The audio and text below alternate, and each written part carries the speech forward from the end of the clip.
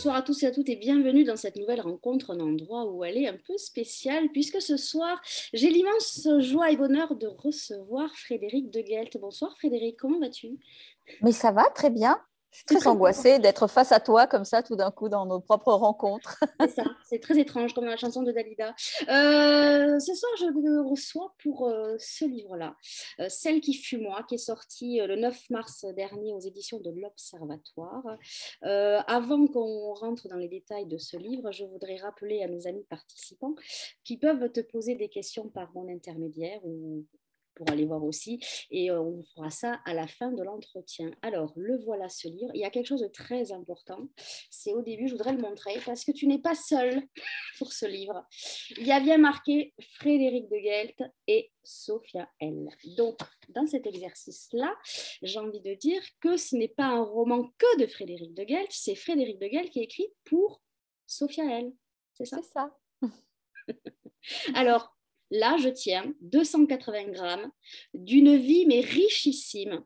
Alors, effectivement, Sophia, elle, on est intrigué, on a envie de savoir qui c'est, mais j'ai envie de dire, est-ce qu'on a vraiment besoin de savoir qui c'est pour plonger dans ce roman? Moi, j'ai envie de dire pas du tout. J'ai lu 2 fois ce roman. Alors, effectivement, ça m'est passé par la tête en me disant, mais qui est cette fameuse Sophia, elle? Et puis, finalement, on n'a pas vraiment besoin de savoir, puisque sa vie est quand même assez incroyable. Qu'est-ce que ça fait d'être choisi par une personnalité internationale pour écrire à sa place? Hmm. Euh, Au début, ça fait plaisanterie. C'est-à-dire qu'au début, on se dit, voilà, il y a des copains qui m'ont fait une farce et quand on a rendez-vous, une fois que je serai au bar de l'hôtel, il y aura tous les copains avec des coupes de champagne et puis voilà, on va rigoler. Et puis, une fois que c'est vraiment la personne, on se dit, bon, ok, donc ça va peut-être être ça. J'avoue que jusqu'à ce que j'en vienne euh, à trouver la maison d'édition, à faire que le livre va exister, j'avais des doutes. Voilà. Parce que c'est pas évident d'aller voir une maison d'édition et de dire, voilà, ça va être quelqu'un de très célèbre, mais vous n'allez pas pouvoir profiter de son nom. Donc, c'est vraiment pas cool. Et c'est pas ce qu'on fait d'habitude. D'habitude, quand on écrit pour quelqu'un de célèbre, on ne met pas son propre nom. Et c'est le nom de la personne qui fait vendre. Et voilà. Donc, c'est un phénomène totalement à l'envers. Mais bon, j'ai l'habitude, il m'arrive souvent des phénomènes totalement à l'envers. Donc, bon. Alors, tu as déjà fait l'exercice, alors qui est un peu différent, puisque tu avais endossé le personnage quoi, le personnage, la personnalité de Agatha Christie, puisque dans un livre qui était paru chez Plon, tu avais imaginé la période où elle avait disparu. Là, la personne est vraiment a été en face de toi. Alors, moi, j'ai envie de dire, c'est pas étonnant qu'elle soit venue vers toi parce que vous avez quand même des accointances sur ce qui a été, ce qui est raconté dans sa vie. Il y a des sujets que vous avez en commun, j'ai pas envie de dire des maraudes, mais c'est vrai que la quête de l'identité. Il est aussi question de mémoire sorcière. Est-ce que tu peux me parler de la mémoire sorcière? C'est quoi cette mémoire sorcière? Alors, c'est une expression qu'a employée d'abord Hubert Nyssen. Euh, il m'avait d'ailleurs traité de sorcière quand on s'est rencontrés. Et puis pour lui, la mémoire sorcière, c'était euh, parce qu'en réalité, quand on fait appel à sa mémoire, euh, on n'est pas sûr qu'elle nous restitue ce qui s'est vraiment passé, même ce que l'on a vécu de ce qui s'est passé. Je veux dire par là qu'au moment où les faits arrivent, on enregistre certaines choses et puis ensuite on les transforme. Si on les écrit, c'est pire. C'est-à-dire que ce qui devient les faits qu'on a vécus, c'est ce qu'on a écrit, même si ce qui est écrit n'est pas du tout correspondant avec ce qu'on a vécu, et ça ne l'est jamais. Donc cette mémoire, elle est très aléatoire, même à l'intérieur d'une seule personne. Et alors si on multiplie par le nombre de personnes, évidemment, un dîner de famille auquel tu as assisté, le père, la mère, etc. Si tout le monde le raconte, ça ne sera pas le même dîner en tout cas. Donc c'est ça la mémoire sorcière. Pour moi, c'est une sorte d'un coup de baguette magique. Les faits ne sont plus les faits, mais ce que l'on raconte, et à mesure qu'on embellit l'histoire, on la transforme, on se la transmet. Voilà, c'est ça l'histoire. Alors, je vais rien dévoiler, mais Sophia, elle, n'est pas son vrai prénom, puisque c'est un nom d'emprunt. Donc voilà, vous allez pouvoir chercher C'est l'imagination. pas Sophia Loren, c'est ça. Non, voilà, on y est tout de suite. Je voudrais qu'on parle de la célébrité, parce qu'il en est question un peu au début, où d'ailleurs, alors je ne sais pas si c'est vraiment elle qui l'a dit ou si c'est toi qui l'as transformé comme ça, où tu dis que l'identité est une grande mascarade et que la première fiction de notre vie commence par le prénom. La célébrité, c'est quand même, c'est une drôle d'histoire, non, quand même. Je crois que toi, tu as été confronté à ça. Est-ce que tu peux nous en parler rapidement? Oui, j'ai été confrontée à ça assez petite parce que mon oncle avait à l'époque une célébrité puisqu'il était chanteur, avait fait le tube de l'été dans les années 60, etc. Donc, quand j'avais 6 ans, il y avait des filles de 14 ans, 15 ans, 16 ans qui venaient me demander des autographes de mon oncle. Et moi, je ne savais même pas ce que c'était un autographe à l'époque. Voilà, j'ai assisté à un certain nombre de choses qui étaient le rapport à la célébrité dans une famille, comment les gens sont impressionnés, comment cette personne qui est célèbre devient la 8e merveille du monde, ou la personne qu'on jalouse ou qu'on attaque. Ça peut être celle qui claque son argent, ça peut être plein de choses très différentes, mais en tout cas, ça change le rapport à la personne. Voilà. Donc, c'est vrai que c'est quelque chose sur lequel je n'avais jamais travaillé. Et ça m'intéressait d'avoir ce rapport-là, mais y compris, il peut y avoir aussi une espèce de déploiement d'ego. Et donc, il fallait aussi que je sois sûre que cette personne qui me demandait d'écrire pour elle n'allait pas tout d'un coup me dire oui, oui, vous êtes libre, et puis tout d'un coup, non, non, mais là, ça va pas, là, c'est plus. Voilà, il fallait que j'ai une liberté totale parce que je sais un peu ce que ça peut faire quand quelqu'un. Ah, justement, j'allais en venir de ça. Est-ce que déjà, est-ce que tu as dit tout de suite oui quand elle t'a proposé d'écrire sa vie, ou est-ce que tu as attendu de voir ce que ça donnait en disant oh là là, ça va être un truc. J'ai attendu que le rapport soit cool. Enfin, que je me. Parce que tout de suite, le sujet m'intéressait, évidemment. Ça rejoint les brumes de l'apparence avec tout ce qu'on ne peut pas expliquer, la vie antérieure, etc. Donc, effectivement, c'est passionnant. Mais ce n'est pas parce que quelqu'un apporte une bonne histoire que, d'abord, on a envie de la changer. Après, il fallait que je fasse aussi avec son côté. Elle était complètement terrorisée d'être reconnue. Raison pour laquelle elle a choisi une romancière française et non pas américaine. Euh, donc, voilà, il fallait que je sois sûre que j'allais être libre. Alors justement, je voudrais juste parler de moi qui connais bien ton travail, ton écriture. Parce que je me suis dit, dans ce livre, il y a quand même une liberté de ton que tu n'as pas dans tes propres livres à toi. Alors, est-ce que c'est marrant Ah, parce que là, tu es cadré par le fait de restituer l'histoire d'une personne qui est en face de toi, alors que toi, tu es romancière, donc c'est la fiction. Tu écris de la fiction, tu écris des histoires. Et là, je me suis dit, c'est très étonnant. Alors, on reconnaît ton écriture quand même, parce que c'est évident que même si tu écris pour quelqu'un, tu as ton style et on le reconnaît. Ça, c'est indéniable.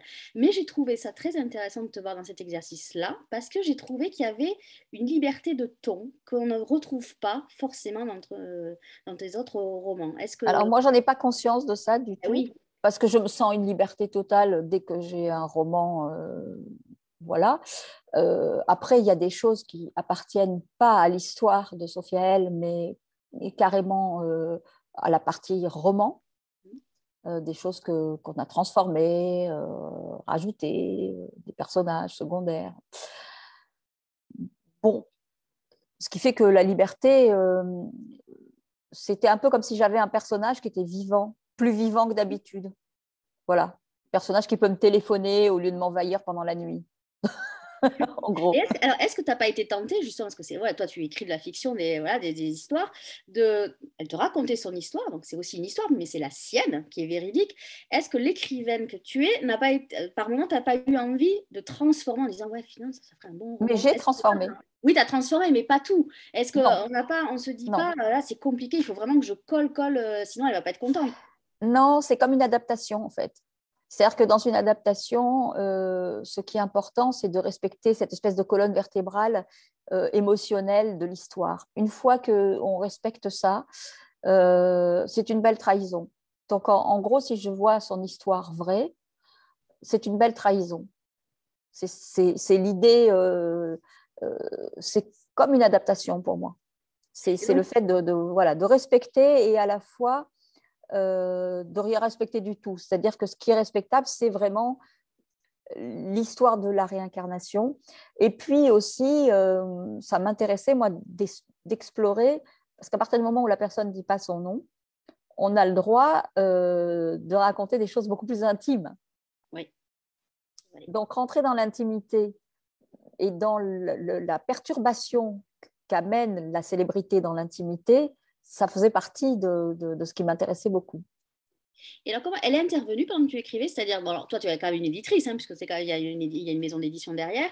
Est-ce que avant de rendre à ton éditrice, alors on va rentrer un peu dans la tambouille, est-ce que elle, tu lui présentais, tu lui faisais lire avant, ou elle te disait, oh non, ça va pas, ça ne correspond pas du tout Non, à ce que je t'ai non, à la raconté? fin, seulement à la fin, le produit final.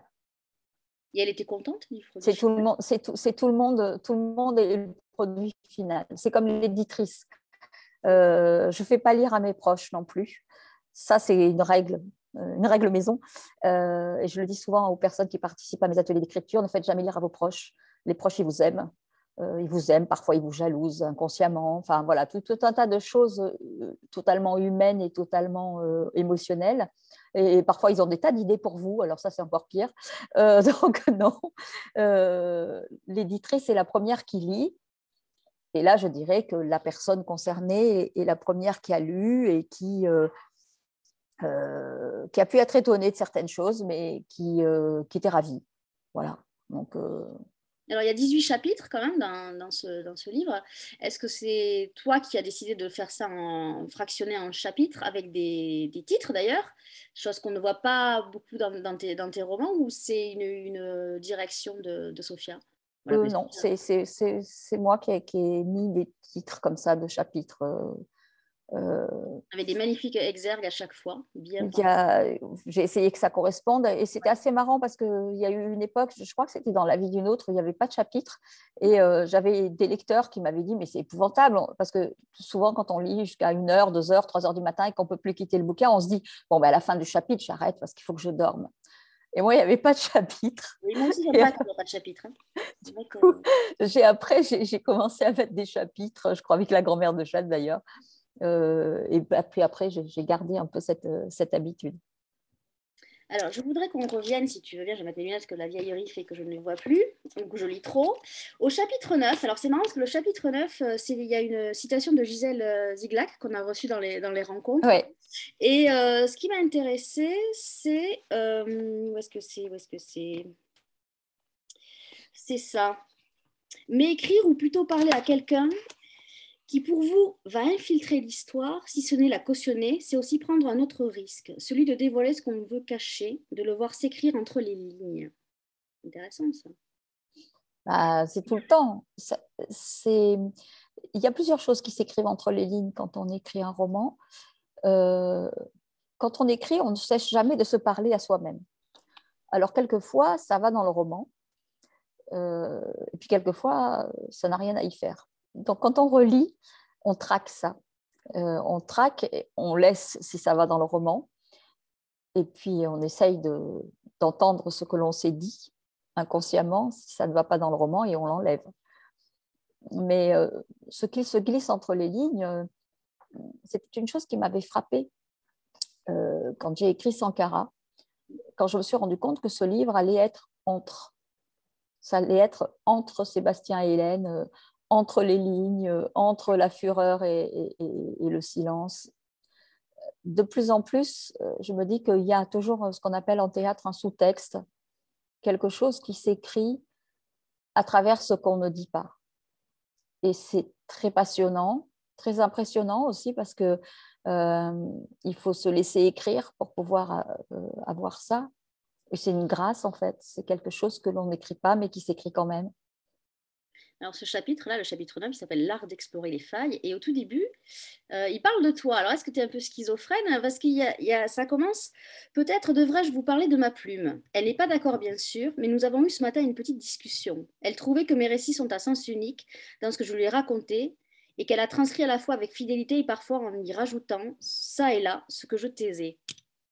Oui. Alors qui parle là? C'est toi ou c'est elle? Alors, cette discussion m'a paru intéressante et j'avais envie de la de la ramener. On s'est posé la question de supprimer cette chose avec mon éditrice. Et finalement, je n'avais pas envie parce qu'il y avait ce rapport.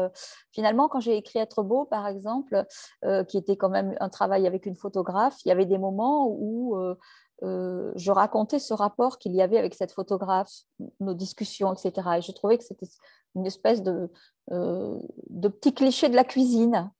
Et le petit cliché de la cuisine me semblait rigolo, mais il ne fallait pas qu'il soit généralisé, il fallait que ça n'intervienne qu'une seule fois. Donc, je l'ai laissé finalement. Mais Je trouve ça intéressant. à la fin, en fait, là, c'est à cause d'elle. À la fin de la discussion, elle m'a dit oui, bah ça, tu ferais bien de le raconter pour le coup, parce qu'on s'était un peu engueulé quand même. Et du coup, voilà.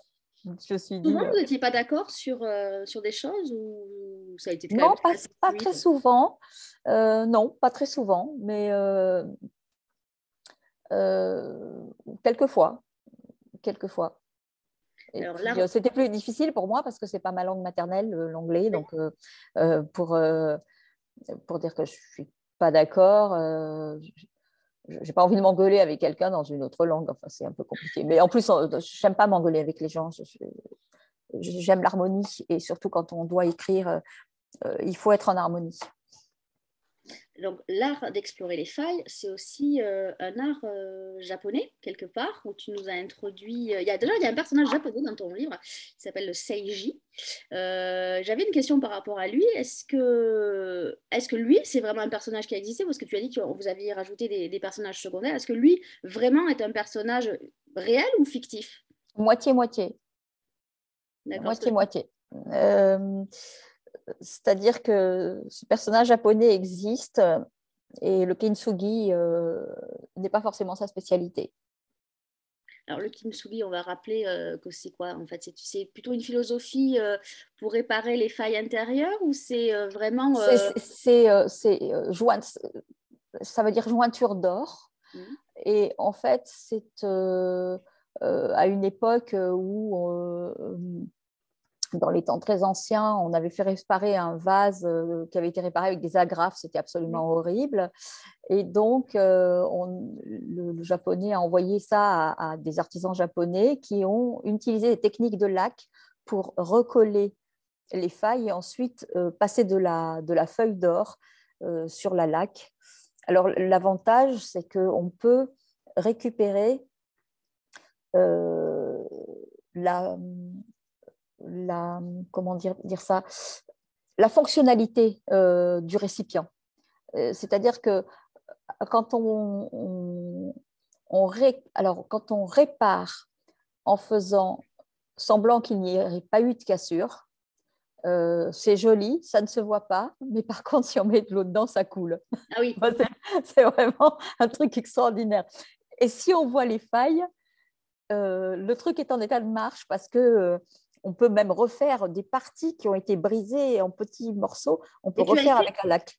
tu en as fait toi du kintsugi? Alors, est-ce Non, que tu en as fait? c'est un art très précis. Ouais. Moi, j'ai un fils qui est laqueur et Mhm. qui Tu le connaît bien pratiques? cet art, même s'il ne le pratique pas exactement, puisque la laque, ça recouvre quand Ouais. même beaucoup de spécialités. Mais je trouve ça fascinant parce que la métaphore avec la vie réelle, du fait que quand on voit les failles de quelqu'un, c'est son expérience. Et finalement, un être qui a eu des brisures est plus beau quand il a réussi à les réparer. Je trouve ça absolument merveilleux. Mais c'est un peu ça aussi le fil rouge de ce livre. Bien sûr, C'est c'est complètement comment. ça, j'ai envie de dire. J'ai pas envie de dévoiler trop pour que nos amis lecteurs le lisent, parce que je pense qu'il faut lire ce livre. Non pas pour savoir qui est Sophia L, parce qu'à la limite, je vais le dire haut et fort, on s'en fout.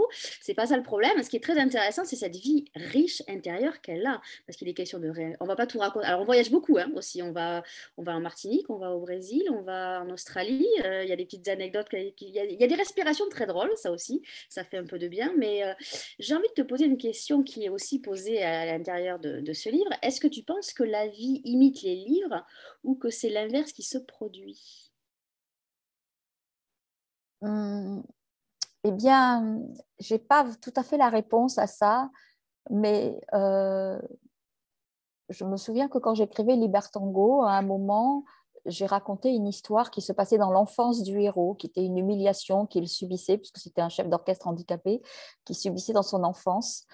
Et le soir même, mon enfant qui est handicapé est rentré et avait subi le même genre d'humiliation à l'école alors que j'avais écrit cette scène l'après-midi. Ça m'est arrivé aussi pour Les Brumes de l'apparence d'écrire une scène l'après-midi et qu'elle arrive véritablement le soir même. Donc je ne sais pas. Je sais que Richard Bourringer m'avait dit avec sa voix de comédien comme ça, attention, l'écriture c'est une sorcière encore. Tout ce qu'on écrit, ça arrive. Donc, est-ce que tu es dans un sens ou dans l'autre? Je crois que les deux se copient, en fait. Et par rapport à la réincarnation, parce que c'est écrit aussi dans le livre, je ne sais plus à quel moment, et ça rejoint un peu le kintsugi, est-ce que selon toi, la réincarnation d'une âme donne naissance à quelque chose une version qui est plus belle que soi-même? Je ne suis pas sûre. Je pense que c'est une évolution. Je ne sais pas vraiment. J'ai vu des réincarnations sous hypnose, ce qu'on appelle des régressions, avec des gens qui, à mesure qu'on leur fait remonter leurs incarnations, ou celles de quelqu'un d'autre, je ne sais pas, se replient comme un fœtus, parlent avec la voix de l'âge qu'ils ont au moment où on les interroge, etc. C'est assez impressionnant. Mais curieusement, après avoir vu ça, de mes yeux vus, je me disais, mais est-ce que cette personne rend compte de son incarnation à elle ou de quelque chose qu'on chope comme ça dans l'air? Et en fait, je n'ai pas de réponse à ça, évidemment. Mais les exemples que je donne sur la réincarnation dans ce livre sont tout à fait vrais. Il y a eu un travail où je suis allée chercher des scientifiques américains qui travaillent sur ce sujet. Voilà, il y a plusieurs anecdotes que je raconte sur ces enfants qui se souviennent. La plupart du temps, ils sont enfants, pas adultes, qui se souviennent de leur vie précédente. Et il y a vraiment des histoires qui sont super impressionnantes.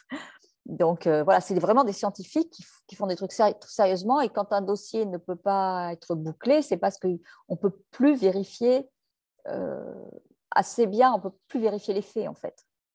Et c'est plus compliqué d'être la plume de quelqu'un ou d'écrire pour soi? C'est quoi? C'est la On difficulté. oublie en fait. Je Oui, crois qu'on oublie. Il y a un moment où j'oubliais, voilà, j'avais une histoire, je partais sur un truc, puis tout d'un coup, j'avais une espèce de truc en me disant, waouh, est-ce que ça va lui plaire? Enfin bon, mais on oublie. C'est pareil. Parce qu'en fait, les personnages, c'est des tyrans. Je veux dire, les personnages, habituellement, c'est des gens qui vous réveillent la nuit, ils n'en ont rien à faire qu'on dorme. Enfin bon, donc du coup, j'ai pas tellement vu la différence.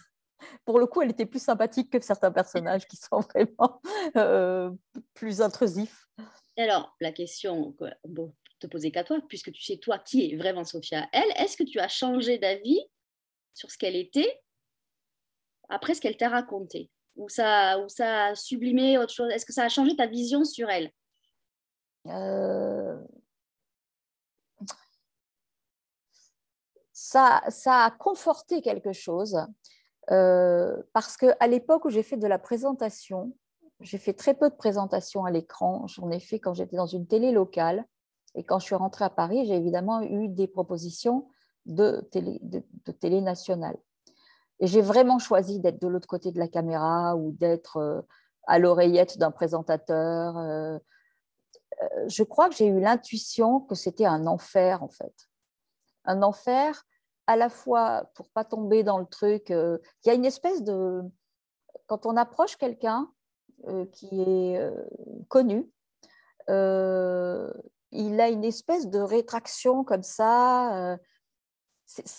Il y a plus ce naturel qu'on peut avoir dans la vie courante, en fait. Et ça déclenche chez les gens des trucs bizarres.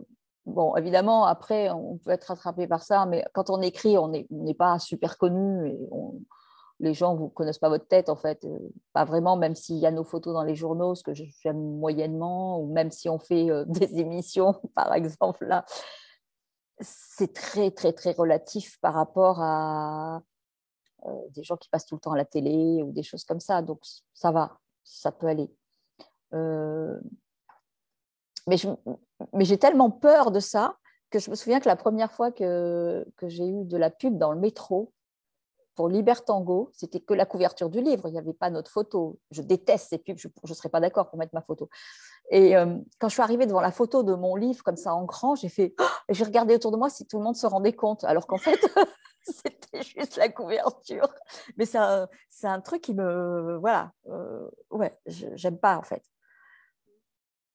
Et est-ce que cet exercice-là t'a apporté quelque chose littérairement parlant que tu n'avais pas et que tu remarquais et que finalement tu vas pouvoir te servir pour un prochain roman ou pour une autre.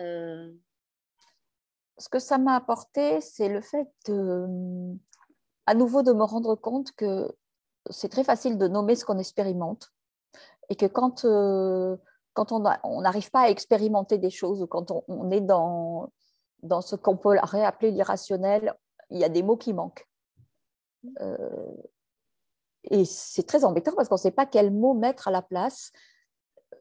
Et notamment dans cette zone-là, comme dans les brumes de l'apparence, dès qu'on prend des mots, c'est des mots qui appartiennent à une religion. Donc, est-ce qu'on a le droit d'avoir une âme si on n'a pas, si on n'est pas affilié à une religion? Il y a vraiment des mots qui sont phagocytés par le monde auquel ils appartiennent. Pourtant, c'est important de bien savoir nommer les choses. Ça, c'est un truc sur lequel tu es très à cheval. Et d'ailleurs, on remarque dans le livre, tout au long du livre, qu'il y a des choses qui sont bien nommées précisément. Et je pense que ça, c'est toi. Parce qu'effectivement, à chaque fois, tu dis c'est très important de savoir bien nommer les choses et parce que ça peut changer la donne. Bah, je crois que quand on nomme mal les choses, ça n'est pas innocent. Quand un type dit je ne fais pas la guerre, je fais une opération de maintien pour la paix, quand on ne fait pas des bombardements, mais qu'on fait des frappes chirurgicales, non seulement on nomme mal les choses, mais en plus on utilise des termes. La chirurgie, ça répare. La paix, c'est bienveillant. On utilise des termes inverses à ce qu'on est en train de faire. Je fais des ateliers d'écriture en prison, par exemple, et quand on discute avec les détenus, eh bien, ils me disent que la cantine, ça s'appelle la gamelle. Donc, la gamelle, c'est pour les chiens. Leur cellule, ça s'appelle une grotte. Une grotte, c'est pour les hommes préhistoriques ou pour les ours. Donc, les choses ne sont jamais nommées par hasard. Quand on torturait des prisonniers autrefois, ça s'appelait le violon. Parce que ça grince, on les torture et donc ils crient. Voilà, nommer les choses, c'est important et ça dit des choses.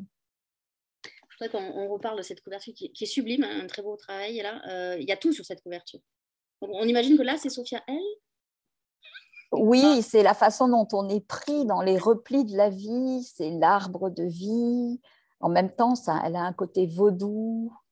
Moi, franchement, quand je l'ai reçu, je me suis dit, waouh, c'est exactement le livre, quoi. Alors, je ne l'ai pas sous la main et je ne voudrais pas écorcher. Est-ce que tu peux nous redire le nom de l'illustrateur? Parce que c'est important quand même. Parce qu'on n'a failli pas avoir cette couverture et elle est sur la couverture d'ailleurs. Le nom est sur la couverture? Oui. En tout petit. Arshad Marat, c'est ça? Voilà, Arshad Marat. Je remettais sous la vidéo, ouais. C'est pas facile à écrire non plus. Hein, comme par hasard, c'est sur moi que ça tombe, tout ça. C'est ça. À chaque fois qu'il y a des noms compliqués. Et Celle qui fut moi, alors, quand on connaît bien l'œuvre de Frédéric de Guelt, on se dit il y a eu La vie d'une autre, Celle qui fut moi. Qui a choisi ce titre? C'était au début, le nom du document, c'était L'autre moi, mais effectivement, il y a La vie d'une autre, et bon, ça m'embêtait vraiment qu'il y ait autre dedans.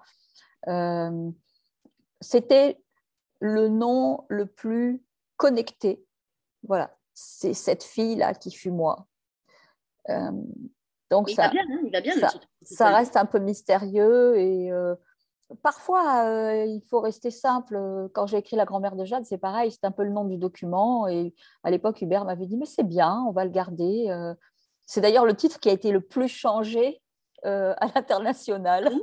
Ah oui, il s'est appelé Babounia en Pologne. La lectora de Jade en Espagne, donc la lectrice de Jade. Ti ho tradito con le parole, je t'ai trahi avec des mots en Italie. Frühstück mit Proust, c'est-à-dire petit déjeuner avec Proust en Allemagne. Ah, c'est pas mal ça. Oui, et je ne redirai pas le truc en danois ou en suédois parce que je ne m'en souviens plus. Et pardon pour mon accent allemand atroce, puisque je n'ai jamais fait d'allemand. Mais voilà, c'est le titre qui a été le plus changé, ça m'a beaucoup fait rire. Quelque chose qui m'a interpellée aussi, c'est qu'au début, il y a un prologue et un épilogue. Et dans le prologue, Sophia, elle évoque le mot de ghostwriter, donc qui est la plume en anglais. Et à la fin, ça se finit un peu en disant je suis le fantôme de moi-même. Oui, alors Non, j'ai non, quand même. oui, c'est un hasard. Un hasard Un, que j'ai bien relevé, moi, parce un que. hasard bienveillant. Mais c'est Non, vrai mais que c'est beau, écrivain fantôme. C'est ouais, plus joli que Nègre, évidemment, qui était le truc pas politiquement correct qu'on n'emploie plus. C'est plus joli que Plume, en fait, un écrivain fantôme. ben, oui, ça veut dire ce que ça veut dire. Alors, est-ce qu'on peut dire que c'est un livre à quatre mains ou c'est deux mains et une voix? Comment on pourrait dire? Euh, D'abord, c'est qu'une main, parce Oui, qu'il n'y en bon, a ça qu'une qui va. écrit. Ouais. Je ne sais pas. Du moment qu'on dit Non, il n'y en a que... pas qu'une qui écrit parce que tu tapes sur un clavier, donc il y en a forcément deux. Ah oui, oui, on peut le dire comme ça. Non, mais Excuse-moi. moi, en fait, j'écris... Non, parce que Oui, j'écris à ça la c'est une main. manip. Après, je recopie, donc Ouais. j'écris... j'ai tous mes manuscrits. Non, c'était pour pas te laisser le dernier mot, c'est tout. Du moment que c'est pas écrit comme un pied, voilà, on va finir comme ça. C'est tout ce qui m'intéresse. Elle est compliquée cette rencontre, hein, parce que je voudrais dire à nos amis lecteurs que là, on a un auteur et un libraire, hein, parce que même si on travaille ensemble depuis 2 ans, qu'on a quand même des liens très forts, moi, quand je reçois le livre de Frédéric de Guelt, on n'est plus amis, hein, on ne se connaît plus, je lis un auteur lambda. Et c'est Ouais, très c'est pour ça que j'ai aussi peur, d'ailleurs, quand tu commences à lire. Non, mais c'est très compliqué de lire les auteurs avec qui on a des affinités, qu'on connaît, qu'on côtoie dans la vie, parce que on a justement le fameux syndrome de Stockholm qu'ont souvent les otages. On se dit, mais non, moi, non, j'ai pas peur de dire à un auteur quand je dis, mais c'est quoi ce truc que tu nous as écrit? Et c'est très compliqué, justement, de dire Ouais. à un auteur qu'on connaît, mais c'est quoi ce truc que tu nous as écrit, page 40 là, ça ne veut rien dire. Donc, c'est une pression supplémentaire. Donc, je voulais juste te dire, alors, il y en a qui ont des problèmes avec la célébrité. Moi, je voulais juste te dire que c'est très compliqué d'interroger les auteurs qu'on suit depuis le début, dont on connaît le travail. Alors justement, c'est ça qui nous intéresse. C'est quand on connaît le travail, on voit l'évolution. Et c'est pour ça que je me suis permis de dire au début que je trouvais qu'il y avait une liberté de ton qu'on ne retrouvait pas ailleurs. Mais justement, est-ce que Frédéric de Guelt a quitté la vie de Sophia L pour se replonger dans un autre livre? C'est Oui, compliqué pour et je n'ai pas l'instant. quitté Actes Sud, pour ceux qui se posent la Oui, question aussi, aussi. c'est important de le dire. C'est important de le dire. Je suis ravie d'avoir fait ce livre avec les éditions de l'Observatoire, qui était une maison que j'admirais mais que je ne connaissais pas, que j'ai connue à l'époque où une autre éditrice l'a fondée avec Muriel, en tout cas pour la partie littérature. Euh, je faisais très bien d'aller ailleurs et de connaître aussi d'autres éditrices, d'autres façons de travailler. Évidemment, ma maison, alors quand on me pose la question, je dis toujours, ben voilà, Actes Sud, c'est mon mari et puis les autres sont mes amants. Alors j'ai des livres ailleurs, chez Stock pour être beau, chez Plomb pour Agatha. Et puis j'ai 2 inédits chez mes éditeurs de poche, au livre de poche et chez J'ai lu. Euh, mais quelle était la question déjà? Savoir si tu avais replongé dans une autre Oui, j'ai histoire ou si replongé, c'est oui. compliqué. Ça y est, oui.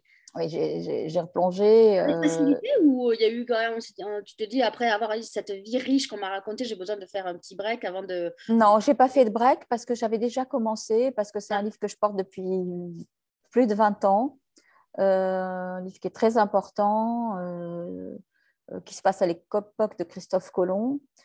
Euh, donc voilà, c'est un livre très prenant et qui en plus, il y a une résonance énorme, même si c'est à l'époque de Christophe Colomb avec la guerre en ce moment, donc c'est très troublant et même très...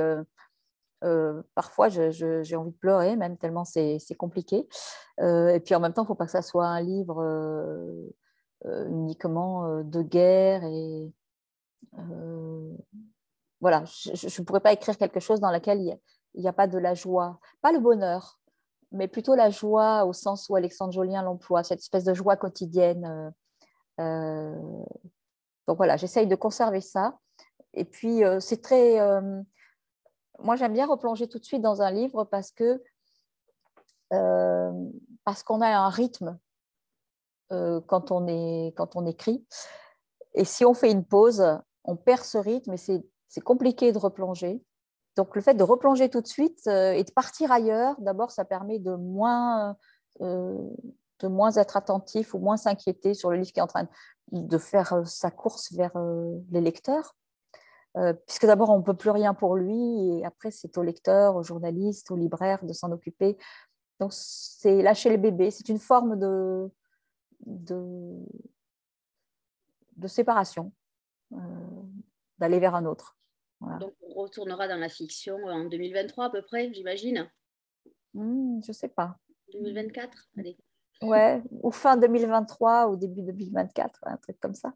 Je vais quand même rappeler que Sankara, ton dernier roman, est disponible aux éditions Babel. Il est sorti en format poche, comme ça vous pouvez l'avoir avec vous.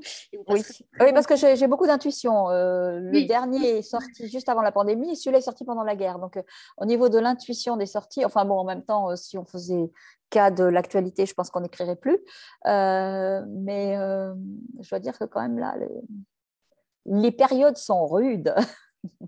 Oui, oui. Alors, il y a beaucoup de questions. Il y a des gens que tu connais. Il y a Squirrelito qui est là, Oui, comme souvent, donc on la salue, et qui a deux questions. Alors, la première, sur ce rapport avec la célébrité, sur cette Laura qui restera... Non, c'est pas Laura, c'est Sophia, qui restera énigmatique, et c'est certainement mieux. Seriez-vous comme le grillon de Jean-Pierre Clarisse de Florian pour vivre heureux, vivons cachés? ah oui. Ah mais oui, 10 fois oui. C'est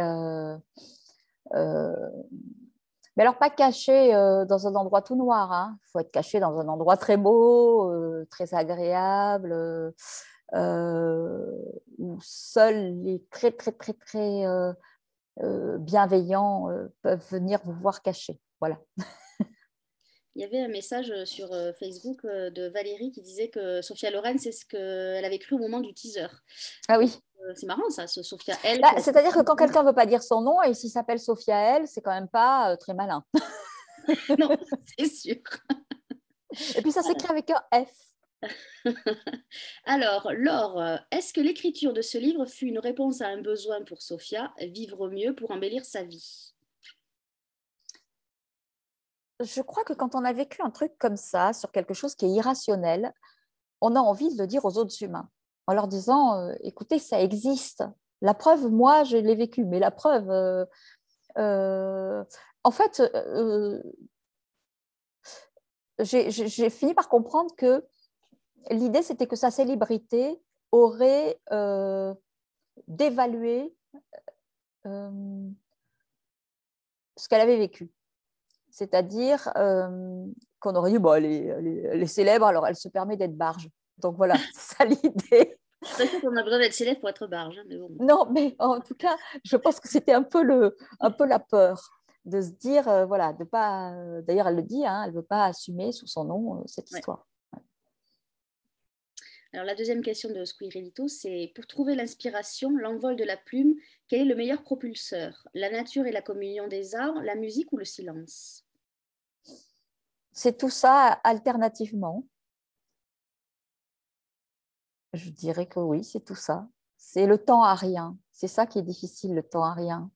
Ces moments où on a juste une préoccupation, c'est de regarder cette espèce de petite fourmi qui fait droite-gauche alors que hier elle faisait gauche-droite.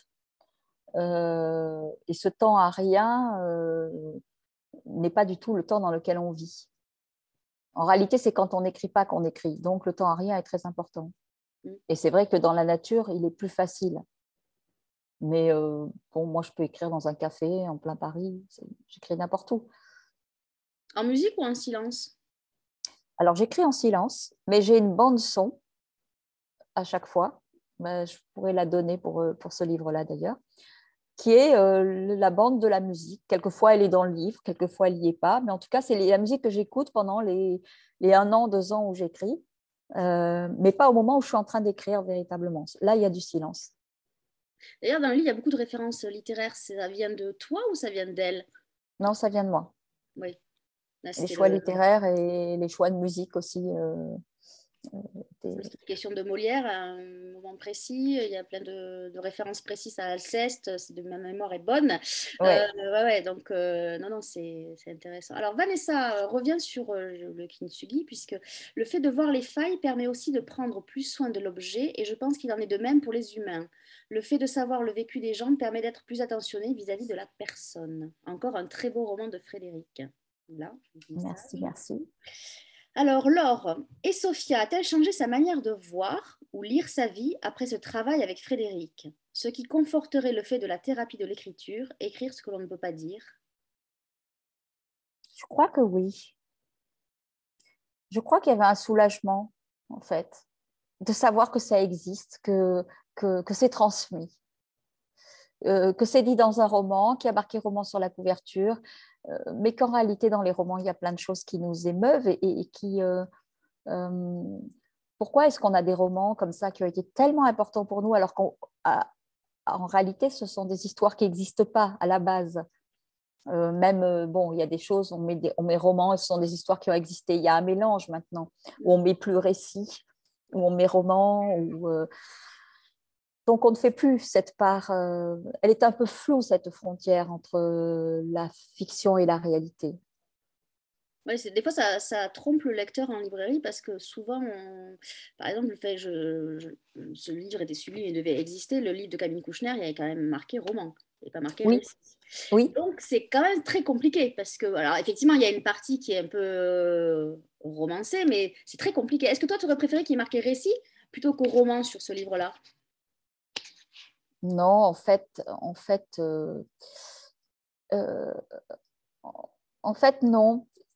En fait, je m'en fiche parce que je me souviens de cette dame assez âgée qui était venue me voir en me disant, j'ai pas compris la fin de la grand-mère de Jade, mais ça finit vraiment comme ça, etc.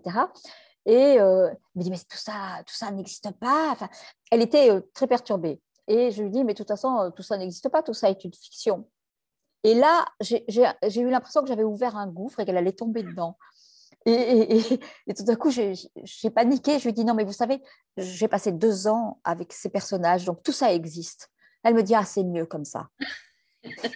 Donc, en Les fait, histoires sont formidables.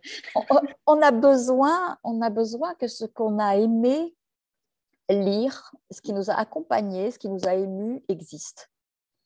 Et c'est pour ça que tous ces personnages, ce sont des personnes que j'ai perdu de vue, en fait, une fois que le livre est fini. Et ils habitent ailleurs avec d'autres gens qu'on appelle les lecteurs. Ah. Il y a un commentaire de Mia qui dit que l'interview est très intéressante. Bon, elle a raté le début, mais elle reprendra. Oui, parce que l'avantage, c'est que le replay reste en ligne sur notre page Facebook. Donc, vous pouvez le regarder à tout moment. Moi, je me le regarderai à 1h du matin, peut-être, je ne sais pas, pour voir si tu n'as pas dit de bêtises, Frédéric, par rapport Non, à non, c'est toi qui poses des Oui, questions. On oui, dit que c'est le vrai. danger est du côté des questions. Hein. C'est ça. Alors, nous avons un commentaire et une question de Marion. Très bel échange, passionnant Frédéric. Partir en voyage sur le thème de la réincarnation, t'a-t-il fait changer d'avis sur tes croyances de départ et quelles sont tes croyances aujourd'hui? Ce qui m'avait interpellée, c'est surtout cette séance d'hypnose où j'avais plutôt tendance à croire à la réincarnation. Et après cette séance, je me disais, mais alors, si ça se trouve, c'est pas nos vies à nous. On chope des trucs là dans l'air, on chope des vies de quelqu'un d'autre et qu'on abrite à l'intérieur de soi quelque part. Euh, donc, je sais pas. Non, ça me fait pas changer. Ça m'interpelle et je me dis, est-ce qu'on peut effectivement aller vers une meilleure version de soi-même, mais il n'est pas exclu qu'on aille vers une pire version de soi-même. Donc, c'est pas si rassurant que ça, en fait. Normalement, il devrait y avoir une évolution. Ou alors, peut-être qu'on revient tant qu'on n'a rien compris. Et qu'à mesure qu'on comprend, on arrête de revenir. Enfin, voilà, tout est possible. Hein. Ces rencontres deviennent de plus en plus philosophiques. Je vais perdre le niveau, moi. Hein. Je crois pas, non. Et est-ce que tu te souviens de ce que tu m'as dit la première fois où tu es venu chez moi? Un truc énorme, hein, je vous raconte un scoop, mais qui n'est pas finalement aussi étonnant que ça quand on te connaît après. Donc j'accompagne Frédéric dans sa chambre et elle me regarde et elle dit, mais il y a des gens qui sont morts ici, non? Je dis, bah oui. Là, j'ai dit ça. Oui, oui, tu m'as dit ça. Je dis, voilà. Et puis tu passais dans le couloir et tu as dit, il y a beaucoup de monde ici. Je me suis dit, mais Que voit-elle? Ah non, mais je voyais rien. En fait, je sens, peut-être je sens. Ça m'arrive, mais en fait, je me souviens plus une fois que j'ai dit des choses comme ça. Ah, mais Donc, ça m'avait interpellée. Puis après, finalement, je me dis, mais non, ça va oui, en bien. même temps, dans une vieille maison, il y a des gens qui Oui, sont c'est ça. morts. Toujours quelqu'un qui est mort, hein. Ça n'a rien d'extraordinaire. Mais ça m'avait frappée. Je me dis, mais c'est quoi cette question? Non, mais en fait, je voulais tester ton côté criminologue. Je n'ai pas dit, il y a des gens qui ont été assassinés ici. Ça devait être ça. Il y a un commentaire de Laure qui dit merci pour votre enthousiasme à toutes les deux. Oui, on essaye de faire des choses un peu ludiques. Non, mais ça fait 2 ans qu'on travaille avec Frédéric sur des rencontres digitales. Nommons bien les choses. C'est un plaisir de travailler avec Frédéric. C'est vrai que là, pour l'instant, tout se passe bien. Là, je te questionne, mais j'aimerais bien quand même que tu nous fasses, parce que tu ne vas pas y couper à cette question, un conseil de lecture quand même. Ah bah oui, et puis même, quelle heure est-il? Oui. Je crois que tu Alors, veux nous faire moi, écouter quelque chose aussi, donc oui, je vais vous on faire va écouter quelque pas. chose après. Alors, je ne sais pas si on va la voir, c'est Ah, Michel Kahn. attends, je vais le montrer parce que je crois qu'on ne voit pas bien. Il est là, parce que moi aussi je l'ai, voilà. Voilà, Michel Kahn, Lisa Neumann. Voilà, c'est une aventure et en ce moment, on a besoin d'aventure, de s'évader, d'aller ailleurs. Donc, la couverture est très belle aussi, c'est un tableau de Klimt. Aux éditions Le Passage. Comme souvent Michel publie dans cette édition-là. Et l'autre que je voudrais vous montrer et qui est magnifique, et vous connaissez cette femme parce que, alors, on l'avait reçue Oui. miraculeusement alors qu'elle était aux États-Unis. Elle a écrit Dans la forêt et on l'avait reçue avec Tatiana Doroné. Et là, elle a sorti un livre qui s'appelle Apaiser nos tempêtes. Il faudrait que j'arrive à le mettre. Voilà. Il s'agit de Jean Egland et c'est publié chez Phébus. Et c'est un magnifique livre sur les choix de vie avec 2 héroïnes. Voilà, c'est des livres pour s'en aller un peu. Pour, bon, comme j'ai été journaliste, j'aime beaucoup l'actualité, mais je crois qu'en ce moment, on a besoin de s'en aller un peu. Est-ce que tu trouves que la littérature a changé depuis que tu as commencé à écrire? Est-ce qu'elle a évolué? Est-ce que... Elle évolue en ce moment, oui.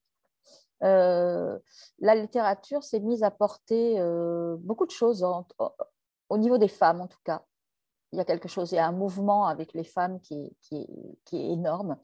Et j'espère que ce mouvement va se perpétuer au niveau des lecteurs aussi, parce que j'ai lu une étude absolument ahurissante, une étude américaine qui dit que les hommes lisent beaucoup des hommes, comme si c'était plus crédible en fait. Oui, je te raconterai un truc après. Il y a quand même un nombre de femmes hallucinants qui publient et qui sont, à mon avis, pas plus crédibles, mais aussi crédibles que les hommes. Donc, je pense qu'il y a quelque chose qui est en train de se passer avec les mots.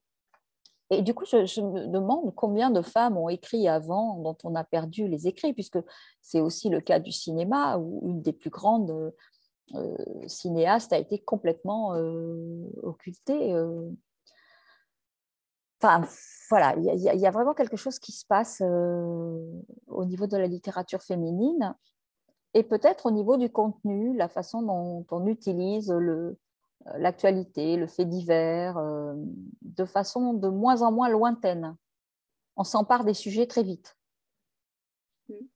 C'est dangereux selon toi? Ou Non, c'est bien. ça baisse le niveau? Ça fait quoi? Non. Rien ne baisse le niveau. Euh, on publie trop, ça c'est sûr. On fait du flux qui part au pilon. Voilà. Mais ça, c'est des considérations d'ordre business du livre. Je pense que le public n'a pas forcément envie d'entendre ça. Et c'est c'est au métier de s'interroger là-dessus et de remédier à ces choses-là. On est 450 000 auteurs en France et on a 5% qui vivent de leur plume. Et quand je dis qu'ils vivent de leur plume, on a les 2 premiers pourcents qui font creuser la piscine et les 3 derniers pourcents qui essayent d'être au niveau des 2 premiers. Voilà, il y a un souci quand même sur la vie des artistes, mais pas que dans la littérature. Toi, tu étais allée en jeunesse et il me semble que tu avais écrit un livre que j'avais lu aussi. Ado, On ne vient pas te chercher pour la jeunesse, que ça, c'est le grand truc en ce moment. On vient chercher les auteurs, j'allais dire, adultes pour leur faire écrire des parenthèses pour la jeunesse. ça arrive, mais enfin, c'est arrivé par le passé, et puis j'ai répondu oui, j'ai fait des choses, mais il faut que ça corresponde. Il y a une lignée dans ce qu'on écrit. Donc, il faut qu'un livre suive un autre livre, se positionne entre deux. Clairement, il a un lien avec le précédent, un lien avec le suivant. Il faut que ça suive. Et je pense que même si on fait de la jeunesse, cette chose-là se passe aussi. Et 24 heures dans la vie de Frédéric de Gell, ça se passe comment? Parce qu'entre écrire 2 livres, travailler pour des rencontres numériques, ça se passe comment? Et faire des ateliers d'écriture. Oui, aussi, des ateliers. En réalité, Frédéric, est-ce qu'il reste des 24 heures, places? Est-ce qu'il reste des places dans tes ateliers là? Parce qu'on en profite. il reste une place pour fin avril, oui. Vous devriez y aller, Euh, chers amis lecteurs, parce qu'il y a des sujets. Moi, elle me donne les sujets. Des fois, je dis, ouh là là, si moi je devais plancher, mais quelle angoisse! C'est très intéressant. Les sujets de Frédéric sont très intéressants et passionnants. Là, sur ce stage-là, on travaillera plus. Je donnerai des sujets sur le stage de juin que je fais en Ardèche, mais sur celui de fin avril, on va plus travailler sur leur projet personnel. C'est une espèce de coaching euh, accompagnant, une résidence d'écriture accompagnée. Voilà, on peut appeler ça comme ça. Dans laquelle, quelquefois, il y a un truc qui est intéressant, c'est qu'on fait plancher, par exemple, quelqu'un dont ce n'est pas le sujet pour écrire une scène du projet de l'autre. Et là, tout d'un coup, il y a des choses qui s'ouvrent parce que quelqu'un s'empare de votre sujet et écrit une scène qui serait une scène importante du livre. Et c'est très passionnant de découvrir, je crois, dans les ateliers d'écriture, c'est la grande découverte de ceux qui n'ont jamais lu à des inconnus ce qu'ils écrivent. Et tout d'un coup, ils voient dans leurs yeux du rire, des larmes, et donc ils voient ce qu'ils provoquent par leur écriture. Et ça, moi, je trouve ça super émouvant de pouvoir faire découvrir ça à ceux qui écrivent. Parce que toujours, on se demande si on est légitime. Et même quand on publie, on se demande si on est légitime. Tout le temps, cette question de la légitimité revient dans nos vies, en fait. Donc, plein de casquettes, juré d'un prix, le prix des romancières, atelier dans les prisons, atelier d'écriture avec les futurs auteurs, on espère, écrivaine, chef d'entreprise, un endroit où aller, on va dire ça comme ça. Moult casquettes, en tout cas, avant que Frédéric nous passe son extrait, je ne veux pas oublier, je veux remontrer, aller en librairie, acheter Celle qui fut moi de Frédéric de Gelt, qui est écrit pour Sophia L. C'est aux éditions de l'Observatoire. Vous allez faire un voyage dans une vie antérieure et intérieure, j'ai envie de dire, qui est quand même absolument fabuleuse. Et tout ça sous la magnifique plume de Frédéric, vous retrouverez aussi son écriture et ça fait du bien de la retrouver aussi là-dedans. Donc, avant qu'on se quitte avec l'extrait, nous, on se retrouvera le 13 avril avec un auteur qui nous fait le plaisir de revenir aussi pour la 3e fois consécutive. C'est Gilles Paris pour son roman Le Bal des Cendres qui va paraître au mois d'avril aux éditions Plomb. Donc, Frédéric, je te laisse diffuser ce que tu voulais nous faire écouter. Alors, en fait, je vais vous faire écouter une musicienne japonaise qui joue du koto et qui est dans le livre. Et c'est des gens qui sont partis du principe que les Iliens ont les mêmes problématiques, c'est-à-dire qu'ils ont fait rencontrer cette musicienne japonaise, grande musicienne joueuse de koto, avec des polyphonies corses. Donc, je vais vous faire écouter ça. Et c'est sublime.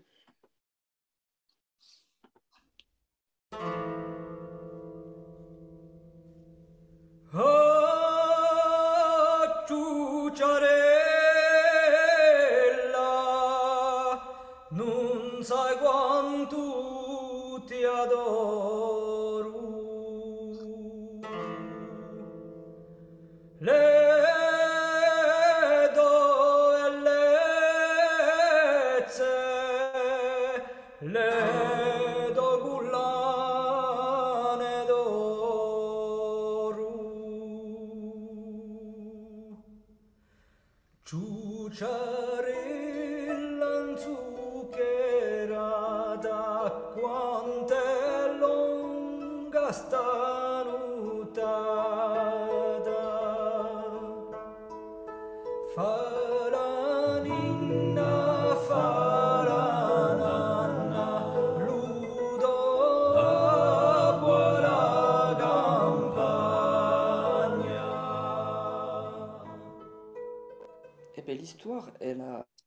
C'est sublime. Voilà. C'est sublime.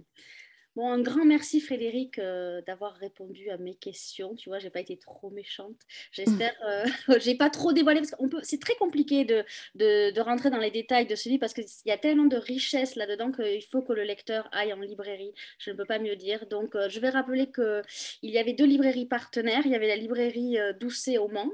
On salue Marie-Adélaïde Dumont, grande libraire qui a animé beaucoup de rencontres chez nous. Et la librairie Petites Histoires entre amis à Chenevière-sur-Marne, où on salue Pascal aussi qui avait animé des rencontres. Voilà. Un grand merci Frédéric, à très vite. Merci Nathalie pour ton animation. Et puis belle vie à celle qui fut moi et à très vite sur nos écrans. Merci. Bonne soirée.